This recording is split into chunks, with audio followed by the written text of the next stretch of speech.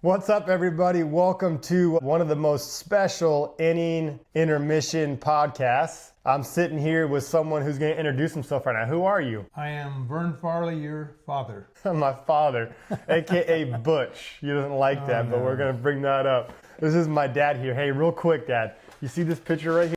Hey, who is that? Is that Tour de France picture? Yeah, that's Lance Armstrong. 1994. Who is that, though?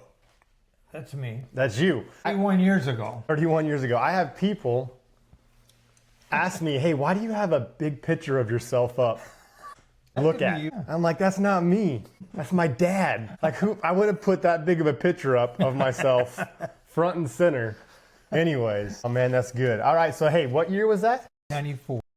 It was Seattle, Portland, STP. STP. What is STP? It's a 200-mile ride from Seattle. They do it they used to do it in June. They moved it to July because it's better weather. And you have a choice to do it in 2 days, 100 miles halfway, and then 100 miles the rest of the way, or in 1 day. I did it 2 years in a row. In 93, I did it with a friend, Grindstaff, in 2 days. We went to St. Louis, and the next day we went to Portland. And then this year, 94, I did it in 1 day with a friend from work. What was that like physically? How long were you on the bike for? My recollection, because it's been 31 years, I want to say 12 and a half hours.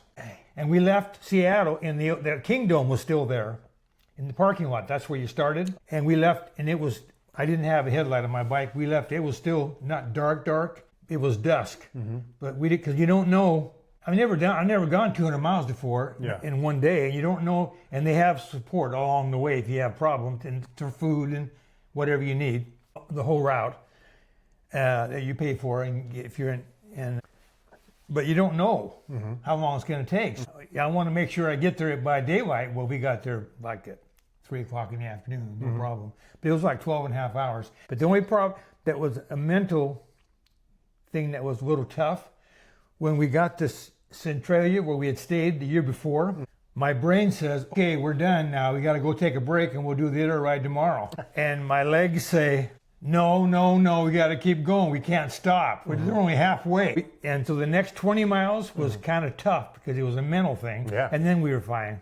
Went into Seattle, into Portland, and it was cool. It was quite an experience. Anyway. So that was your second time doing it, or your first time? That was the second time. First time you did it 2 days? No, yeah. Got it. All right, let's back up though, because we jumped right in because of the picture, which I love. So obviously I have you on here today because you're my dad, you're one of my heroes. But also I wanted to celebrate you and just the athlete that you are. You can laugh, but I'm being serious. Tell us how old were you when you got into bike riding, and what made you do it? I started bike riding by accident when I got divorced, and I was living with family friends, and they had a son in college, and he had a bike in the garage. And I didn't have a bike. I hadn't ridden a bike basically since I was 14, basically. Didn't own a bike. Had bikes for my kids growing up, but I never had a bike. So they said, sure. So I started, there's something to do, right? I started riding a little bit, and then I bought a cheap old and giant nickel, a $25 bike, took to work to ride at lunchtime. Because the guys there went for rides, but they were on real bikes and I didn't know it. And I was having trouble keeping up. Anyway, that happened. That was in 1991, 92, 91, 92. 92, it just started picking up more and more. 3, one of the guys at work told me, there's a bike club. You need to go ride. He was from Yakima, but they had the same club in Yakima. And I said, no, I can't ride with those guys. I finally got the nerve up and went. And it was at the end of the 92 season. And my only goal that first day, it was about 50 guys. Well, there were 50 people, girls and guys, was to come in, and it's not a race, it's just bike ride. So you still are kind of racing. It's not a race, but when you ride with a big group, you're still trying to be in front. My goal was just not to be the last one in, and I wasn't.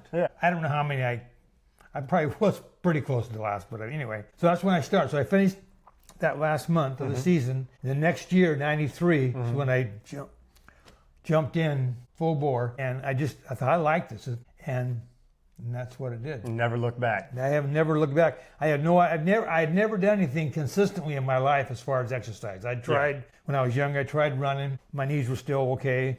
That never did work out. I played church league basketball, but that's just once a week for that's not. Blew your knee out. Yeah, I did. That's what happened. As soon as you playing church stuff, you blow knees out, I man. did. That's where it started. It's either softball or basketball. Played church league softball too. But that's just, Yeah. fun stuff. So anyway, this is the first. I had no idea it was going to be for this with my wife. And then I finally got a really good bike. Yeah. Got in with the club, and it's been ever since. '93 was my first year. It was full bore, and that's what's been ever since. When you're on the bike, is it kind of like a freeing feeling for you, or what goes through your mind during that time? Yeah. It is. I mean, you always looking. You look at scenery a little, but you have to look down a lot because of debris, and holes in the road, and animals, not just dogs. When you ride on the river on a dog, there's those varmints. What do you call those things that look? Squirrels. Stuff. Yeah, squirrels. Yeah. Everything. You don't want to hit them. Mama geese who don't like you being around their little babies. Yeah, I don't worry about the geese though. I just go right through it. Cars have to stop. Yeah. Because geese they don't move for cars. Yeah. They'll move for bikes, pretty much. So anyway, Since you started riding at the age of how old were you? 46. Okay, 46, and you turn 80 this November. Coming up. Yeah. I'm only 79. I'll make it work. Only 79. I'm in my 70s. Only 7. I'm still chasing you though. I got to catch you. But hey, how many miles have you ridden an estimate that's right now? pretty darn accurate? Yeah. All right. Tell me, man. Is what that's outside miles. 100 and outside. That's 32 years. You can't say 31 just. years. 30, you can't just say just when you say 31 years. 180,000. If you were to say 180 miles, then you can say just. Yeah. You can't say just to 180,000 anything. All right. And then on the inside. Yeah. So you ride outside about how many months out of the year do you average? Months, okay. 8 months, So the other 4 months you don't do anything, right? No, I just sit and watch TV and do nothing. Yeah, that's right. Go America. No, I ride. I go in the garage in my man cave roughly 1st of November. I might be a little later if the weather's still warm, but pretty much 1st November. I come out maybe a few days in March, like I just have. I've got 4 days so far. That's all. And now we're in April. But then April is usually a full-time month. So I have 4 months, and I 6 days a week in the garage, 3 hours a day. 3 hours a day. On the bike train. That's why I say they're hours, not miles. They are not miles. So you have about 180,000, not about, you have around 180,000 on the road, but then... That comes out to about, I did the math. Yeah. It's about, between those 4 months, it's about 300 hours. Total? Trainer. Per year. Per year. And I've been doing that ever since the beginning too. Well, at least since 93, since I retired. So 300 times 35, basically. Someone do the math. Well, no, that's only 20 times 20 because I started doing got it. 3 hours a day since I retired 20 years ago. This last month. Yeah. That's awesome. That's crazy. 180,000. Okay, so I gotta be honest with you. One of the reasons. Well, first off, I'll tell you why at the very end of this podcast. Why I chose to do our podcast in this space. But right there, you can't see it on camera. That's my bike, right? Those are my miles. That's a good trainer. Yeah, those are my miles, my indoor bike. Now you call them, you say the miles don't count. It's all right. I know that. But I do a half hour on there and I'm bored out of my mind. My butt hurts. And I'm like, how do you spend the 12 hours on a bike, let alone, your rides that you do? You typically go about 40 miles when you go outside, right? I do go 40 miles. Yeah, and how long does that take you? How many? Just under 3 hours. 240, 240, it's a long 250. time on a bike, man. Oh. And that's only stopping to use the bathroom and I'm back. I don't take breaks on that ride. Yeah.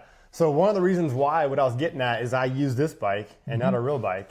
When you decide to go see Jesus in about 25 years, that's when I'll get on a bike to honor you.